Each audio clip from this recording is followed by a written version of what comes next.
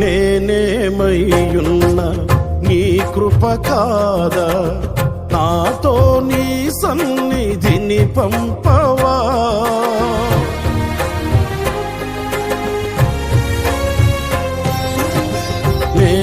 నేనేమయ్యున్నా నీ కృప కాదా, నాతో నీ సన్నిధిని పంపవా.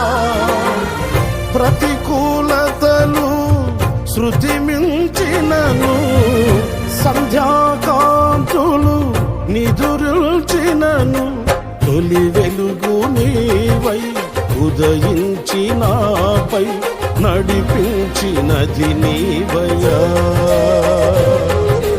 నీ కృపకు నన్ను పాత్రునిగా చేసి బలపరచిన యేసయ్యా.